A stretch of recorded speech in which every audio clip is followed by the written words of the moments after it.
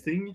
We are live, are we? Haha, sorry guys, my computer rebooted and I didn't turn on my audio interface yet. So my name is Marc from jazzguitarlessons.net. Welcome. This is the weekly office hours for jazz guitar members only. Thank you for being here. If you're watching this in live or if you're watching this in later on in the future, we are April 11th. It is 4:59 p.m. here, so early is on time and on time is late. Oh, now it's 5, so I'm late. Thank you for joining. So I have to do a few of the admin stuff. So this is for the members only. You can watch this in replay straight from your student dashboard at jazzguitarstore.net. And there's it's a course called Office Hours, but it's not really a course. We just have all the office hours stacked there for the past year. We started this in March, going really well. Had a ton of questions this week, like 5 really good questions I'm going to spend time on. So no time wasted. There's not a lot of guitar questions. In fact, there's a lot of like fancy stuff, like theory questions and stuff like that. So we have a lot of fun. If you want to ask questions, please do so here from the YouTube watch page. I will try to monitor those on my own right here as we go along. Please bear with me. I'm doing this on my own. There's me and the cat in the apartment, and that's it.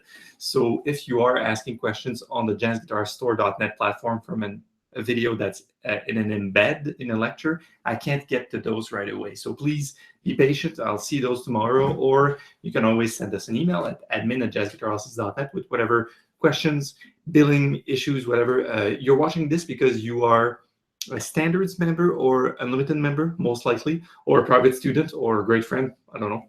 Anybody could show up. That's what I like about those.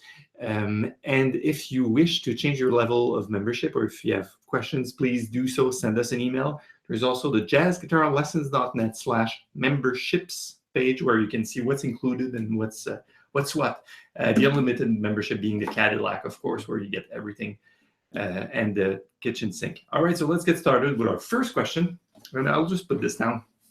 See, I didn't even bother to plug in. I'm an old man. I just grab a guitar off the stand and that's it. Okay, so Alejandro, I hope I got your name right. He's wrote me a question, which in summary, sorry, that's my foot stand. Highly recommended if you don't want to have your hips like all at the side, just you have a resting foot. Great.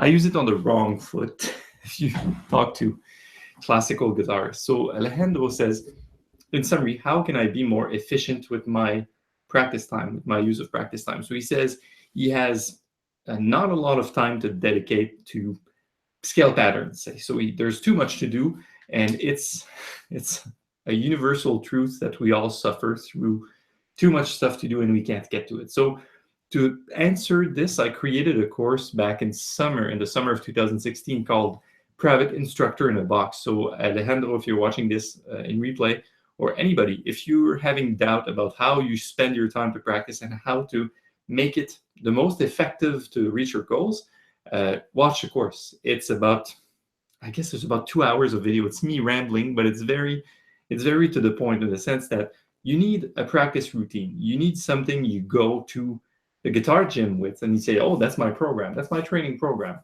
And this program should be divided in percent, not minutes, not sets and reps, not heartbeats, not nothing, not calories. It should be in percent. So what's fun about this is if you have 100 minutes of practice, you can still go through the entire program. So there's no more like this excuse of, oh, I practiced the first topics and then I forgot about a few last ones. It doesn't hold anymore because you always have enough time to get to everything. Now, by doing this, you solve an issue, but you create another issue. And the issue is that you have to stop yourself. So this is so counterintuitive, but all my students have the same problem. They have a program that says you have 20% on scale, say, and say for the amount of time they're spending, it's about 7 minutes, okay, or 8 minutes. At the end of the 8 minutes, once your beeper goes off, like, okay, you're done, my students have issues stopping and moving on to the next thing because we fall into this, oh, I want to get this right, I want to get this right, I want to be able to master the lick. And this is what I call the rabbit hole of practicing. So often people will just take the first item on their practice list and just do that for 2 hours, which is against a balanced practice routine and balanced progress. If all you do is scales, that's how you're going to sound. If all you do is chords, it's not better. It's just another extreme, right? So this is my answer, Alejandro. In a box, private instructor in a box, subdivide your course in percentages. So 20%, 5%. Use 5% warm-up, 20% on something related to improv or scales, 20% on something with comping and chorus harmony, and whatever you're left with, spend it on songs. Maybe beginners, typically they'll go 50% on songs to get standards in their fingers. But Alejandro, you're telling me you're advanced, so probably 30 to 40% of your time could be one or two standards. I like to work on two songs that are contrasting. This works magic. It works for me, works for all students. You grab a swing tune and a bossa nova tune, or a fast and a slow, or a long form and a short form, or a blues and a ballad, things like that. It works amazingly for your ears and for your fingers. So that's it. That's the first question. Cheers. It's just coffee. Don't worry. I'm having a text message and I'm doubting if it's not someone watching the webinar now, the office hours, and going, I can't hear you. The volume seems right. Anyways, if you have any questions, once again, you can type it in the YouTube watch page directly. Thank you for watching once again. So second question from Jerry B, longtime student, friend of the website, and Montreal, fellow Montrealer. Also, we exchanged a few interesting anecdotes regarding music stores there. So Jerry says, I'll just quote him. The half step above trick is very powerful, but what happens if the bass player doesn't follow suit? So Jerry is referring to a topic introduced in the Comping 102 course. We released it only about a week ago. And in that, we have a blues that I'll have to put you in context and grab my axe, of course. Here we go. And you have this B-flat blues, say, and you go. So you go to you go from B-flat 13 to E-flat 9, but you have a half step above. So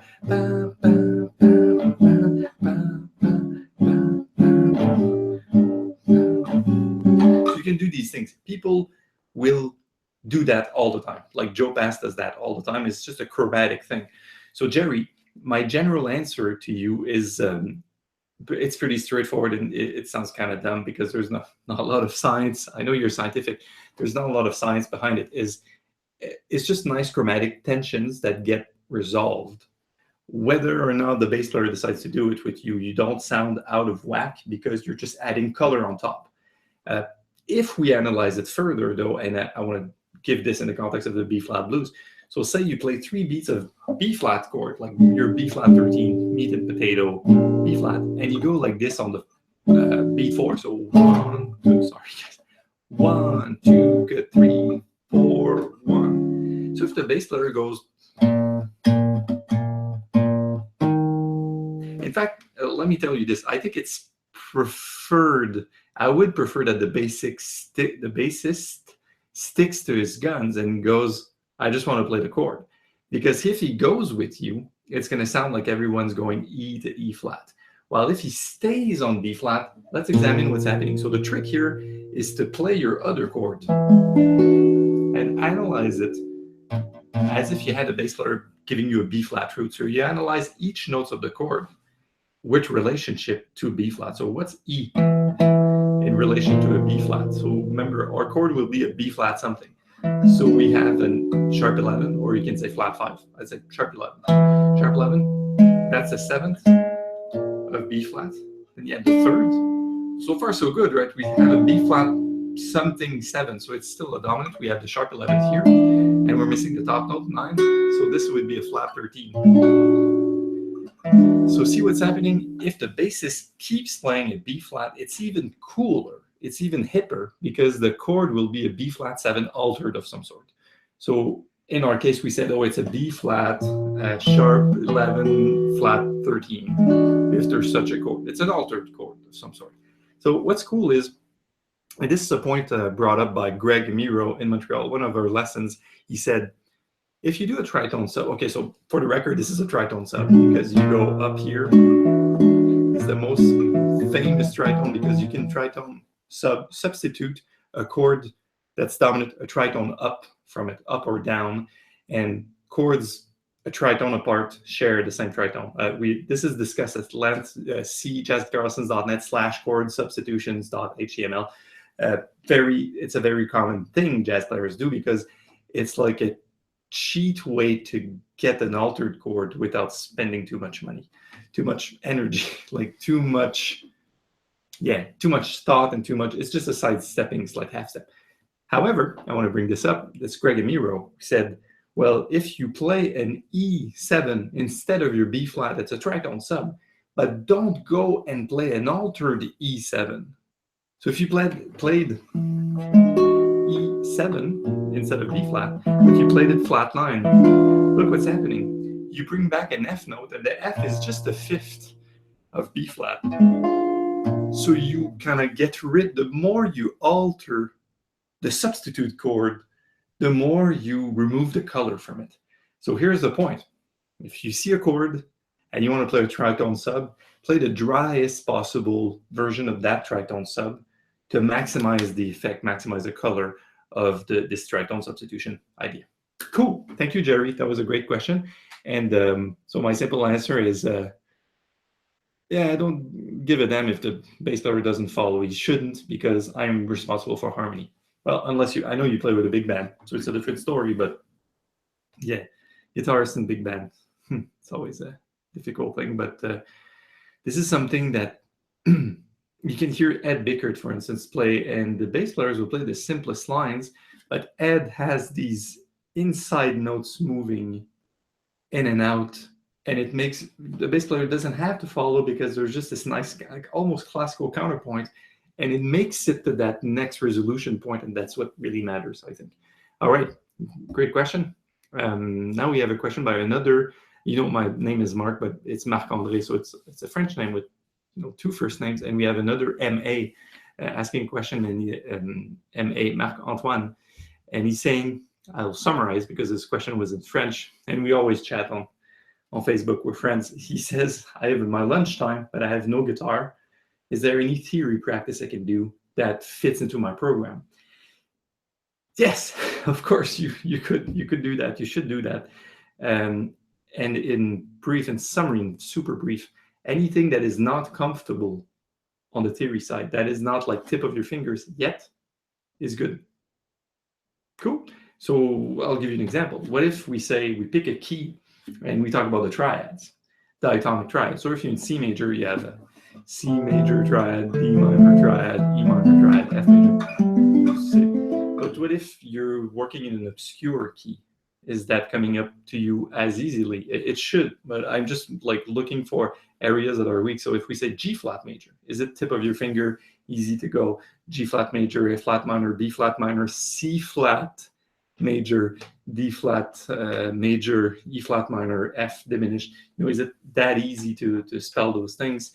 And if it is, you just crank it up a notch and you say, can you spell the 4-note arpeggio? So say you're in G flat major once again, and you go, but can you spell them backwards? Like, but spell them. So F, D flat, B flat, G, G flat, E flat, C flat, A, E flat. If you can do this in your mind comfortably, it means that you really know what time it is with that key. So that would be one of the things I would do. And then this is just examples. So there's no right or wrong answer. So long as you find something you're not comfortable with and you churn it, you just make it roll in your ears. You could take song progressions that you kind of know and kind of trying to spell the chords as they go by, and then see if you can repeat that in a different key. That'd be cool. So say you play standards you like Stella by Starlight, and you say, what if the song was a half step up? What if it was a half step down? When you're not allowed to write it, you just do it in your head. That's pretty challenging. You can, this is something I wanted to talk about later, but you can look at the melodic minor scale, like E flat melodic minor, which is just C flat major. This is E flat major, but E flat major with a G flat. That's the only difference.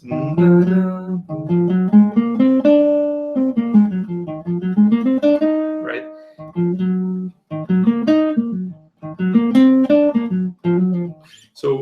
once you got that, and you say, okay, what are the modes of that scale? What's the fourth mode of E flat melodic minor? Then you go, oh, it's an A flat note. Okay, A flat. What are the scales? So A flat, B flat, C, D natural. So you're like, oh, it's a major scale but has a sharp 4 in it, and you kind of dissect it until you can really get it, and eventually this goes. You'll nail it. So I would say the possibilities are endless, because I guess I could always find something that would mess myself up in my head. But at a certain point, you will see your level just flat out, like whatever key, whatever mode, whatever arpeggio, it will just like come to you naturally, because it's all repeats of the same thing in different places, right? So this is one thing I would really do, Marc-Antoine. And another thing, I would practice ear training, even if you have to shut up and you can't like sing ear training or have these tapes or is this a major or minor third? Like I hate this stuff. Just being able to visualize, for lack of a better word, so oralize, I guess, tones being played. So can you imagine, that's coming from the Forward Motion book, by the way, Forward Motion by Hal Galper, where you would say, well, sing the major scale. Can you go 4 notes, 4 beats of each note? 1, 2, 3, 4.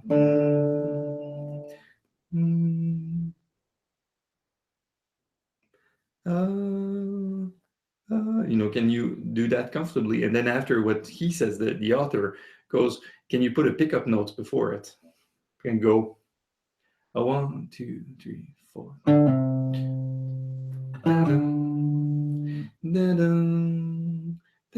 So you see your skeleton is still this major scale that's played in whole notes, but then you play a pickup, and then you can fill the pickup until your pickup is full, until the next note. 1, 2, 3.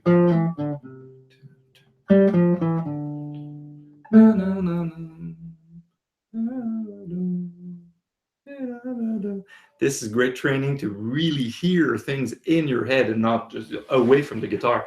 Also, sorry, I need to crack my neck a little stiff here.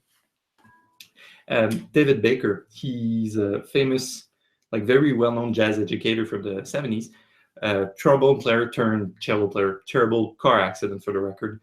And it broke his jaw and stuff. So he wrote a lot of education book. He's my teacher's teacher, if you want, back in Indiana in the States. So this guy wrote this tiny book. It's a paperback. It's on, I think it's on Warner Brothers Publishing. It's from like 2,000 years ago. It's not even funny. It's purple cover. It's called Jazz Ear Training. And he says, well, you can take scales and you can do all the ear training you want in, recognizing intervals and doing dictation. But how about this? Pick a tone and consider it the C note, and then sing. It can be any tone, eyes closed, or pick one, and oh, that's mine.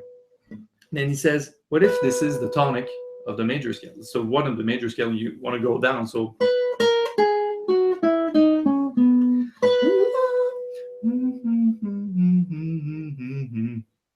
neat. And then keep that same note, but now think, well, this is the second degree of the major scale. So your scale is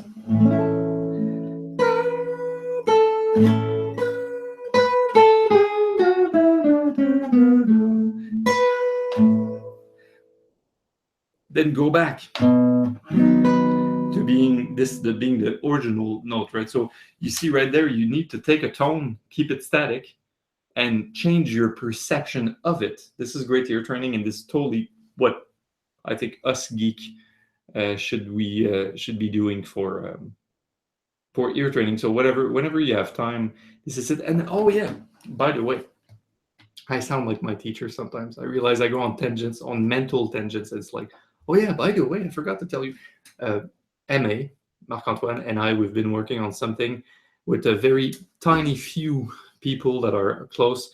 I'm working on a rhythms course it's probably going to be released in a year or two. So we're going step by step. So whenever you have time, if you can work on your time and subdivision, so you can watch, you can take a metronome with you in your phone, a phone app, or you can even watch a clock like that go. So this is 60 BPM, right?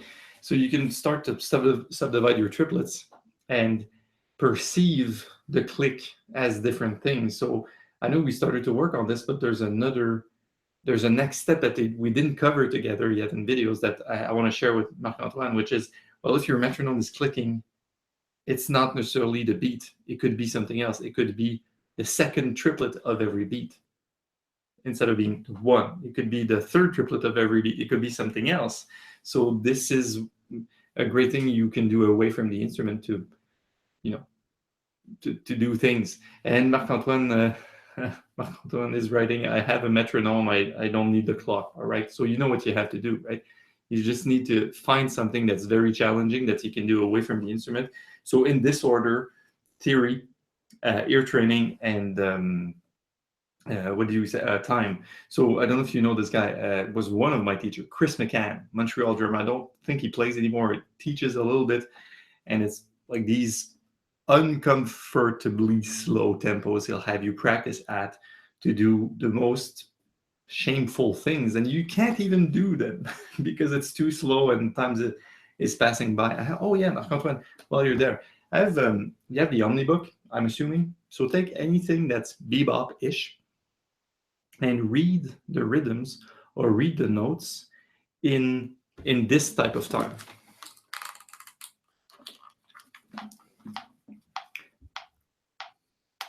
1, 2, 3, 4. Dun, dun, dun, dun, dun. So let's do 1, 2, 4, 4.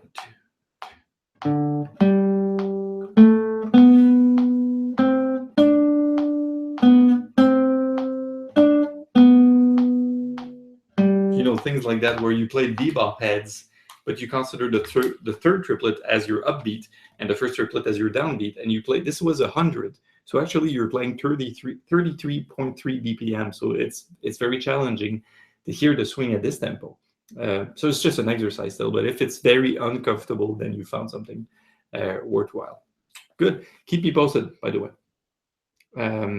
David has another question, so I'll have this tangential question from David, he has websites for education also. So David and we've been in touch for quite a while, and I don't have his website addresses, so I'd like to share the URL so you can go and check it out, but I don't know exactly. So Marc-Antoine says, thanks for watching. So he I wish I could share that with you, but David's a really great guy, great player, and he asked about generating leads. So of course, jazzguitarlessons.net is a business. If you're watching this, you're a member, you're paying money most likely, or you've bought courses or something, or you're taking private lessons. So yes, of course, I mean, the lifeblood of business, the gas of business, is to get more people in the door, because if you get more people, you get more customers probably, and then you can get more revenues, and you can buy guitars and socks and coffee mostly. So it's no secret, David, that for me, it stemmed from being totally like this broke jazz musician in Montreal, and just started to write articles just to share whatever I knew at the moment. And surprisingly, I became a much better musician by teaching this stuff than I was at the time of starting the website. So I was not a guru. I'm still not a guru, but I became the guru by crystallizing whatever I know into blog posts and videos and things like that. And my thought pattern is still evolving. I'm evolving as a player. It's great. So the way to generate leads was just to publish free stuff. It's just, give free stuff to the people that is relevant, and people will come. Furthermore, I have to tell you about, if I had to pick one thing that has the most impact, and I have to thank a million times Scott, who is a friend, fellow student, and also who we had a business relationship together. Basically, Scott coached me in the business side of things to, release courses and take care of my business, take care of this. So it became my full-time occupation. I wasn't sure I was going to do that, just teaching for a living. Because I do other things. I'm a statistician. I do other things. But Scott convinced me that it was possible. And one of the comments that Scott made, so think about it. I was giving away so much stuff that I was basically, how do you say, a volunteer. I was just volunteering for my own website all the time. I barely made any money. I just cut the cost for, we're talking about 5 years, you know. So I was doing it out of passion. But at a certain point, Scott started coaching me, and he just brought up the obvious. And one of those obvious things is that you have so much stuff you give away for free, including the sheet music. So how about when you have the sheet music, you click on a knob and it's like, okay, you want the sheet music, it's free, but give me your email. So of course I completely objected. I was like, it's impossible, it would be too much work, it's completely ridiculous. And I started to do it about 2 weeks ago, 2 weeks later than when he gave me this advice. And I've never seen such an increase in leads, because everyone downloads the PDFs and MP3s and backing tracks, and I try to make decent PDFs out of lessons and, you know, make things appealing. So if there's a blog post, there's also always this call to action, which is, well, we wrote this. Do you want the cheat sheet? Do you want the score? Do you want the chord grips? Do you want? So this has been the way to take it from having no one on the mailing list and then having a ton of people on the mailing list. And then from there, you can do whatever you want. You can just nurture people and just send them free stuff. You can send them a newsletter. You can send them vlogs where you just talk about stupid stuff. You can try to build a lot of courses, and along the way, from your mailing list, you can see what people are interested in. So more leads for me meant more, I was closer to the visitors because I could grab their email and go, hey, what do you want to learn about next? And then created a course from that. And, you know, the rest is history. As long as I had enough courses, I created memberships. Turning point was also Tune of the Month Club, where when you're forced to release one new product per month and it's on a membership rolling basis, then you're like, you have to kick your own butt and produce the stuff, but you know you have a raving fan base to give that to, of course.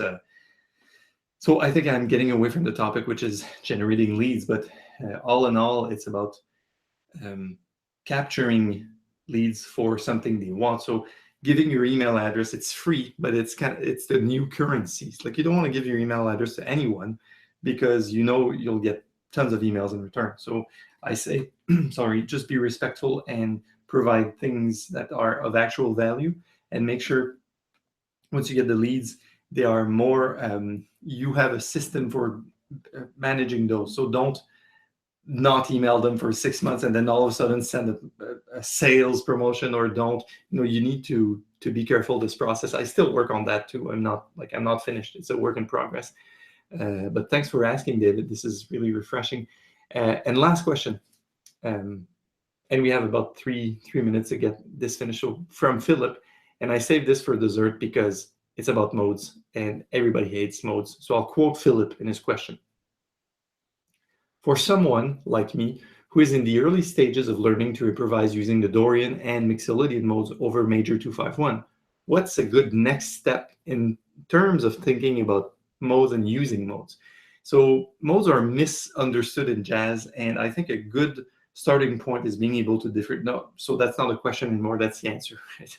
Modes are misunderstood, and a good starting point is being able to differentiate between them by ear. So a good thing to do is, all from C major standpoint, use just the notes of the C major scale and differentiate between them, mainly using single string. So if you can you play a C and hum that C and go bum.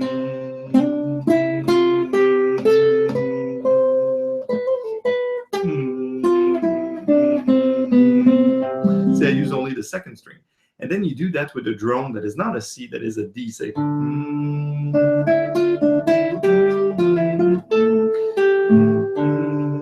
So what's happening there is I'm playing Dorian. We do that with the C root, D root, E root, E, F, G, A, B, etc. So you start to hear what they sound like, and doing the single string stuff, you're very close to Mick Goodrick. A great book, The Advancing Guitarist. You should get it if you don't have it already. And then from that point, don't freak out too much, because modes are this sort of shortcut. In fact, we don't have to say Dorian, Mixolydian, Major. We just do it to segment things so they don't look like they come from the same, but they all come from C major. We know that. Then I had a few more recommendations. So make a list of the modes. So C major, D Dorian, E, E Phrygian, F Lydian, etc. You can find this on the website and see how the degrees are laid out. So C major is 1, 2, 3, 4, 5, 6, 7. D Dorian is 1, 2, flat 3, 4, 5, 6, flat 7. So you see there's 2 notes different. Then you write all these modes in derivative mode, so C, D, E, F, G, A, B, all using the notes of C major. Then write modes in parallel, meaning that you write down C major, C Dorian, C Phrygian, C Lydian. You write all the same modes, but from a root C. So you can really perceive, okay, what changes from the C major and how you can identify the sound. And then I have two more things I'd recommend. So you can start to use tapestries of modes. So you can use backing tracks to record yourself, and you start with just, say, Dorian, Mixolydian, and major, but you mix and match your roots. You say, I want to play this Dorian. I don't even know what chord this is. Then I want to play this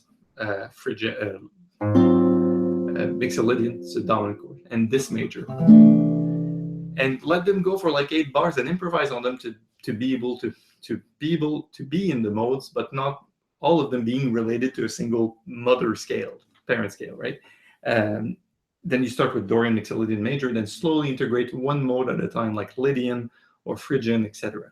And perhaps, and that would be my concluding thoughts, I'll just put this down, perhaps down the line, you want to start looking at modes of melodic minor. So the C melodic minor scale is the same as C major scale, but there's an E flat. So instead of being C, D, E, F, G, A, B, it's C, D, E flat, F, G, A, B. So right there, all the 7 modes of C melodic minor are different from the modes of C major that you should be super familiar with at this point. Once it's settled, then you look at all the same modes, but with just one note difference. You ask yourself, what's that note difference? How does it change the sound? And can I make myself tapestries of chordal playing and just improvise on top of them to put them in my ears? So Philip, my answer is, in short, just nail this in your ears and the theory will kind of follow, because there's not a lot of instances of modal playing. I mean, sure, you can play So What, and there's other songs that call for a Phrygian chord or a Lydian chord, but outside of that, those are the very most common. They cover 90%, unless you play fusion and stuff. So your next steps, if you're still at the beginning stages, is just all ear stuff. So we're 2 minutes over. Thank you for watching. This has been the office hours for April 11th, 2017 for the members at jazzguitarlessons.net. Improve your jazz guitar playing with a real teacher. That's a mouthful. I'm rushing to finish too. Thank you for watching. Please feel free to ask your questions and comments either on that YouTube page here, or you can do this from the store, from your students' dashboard, I guess. And please be in touch. Always a pleasure to see you. We have a webinar next week. I don't think we'll be holding office hours because I will be in Toronto.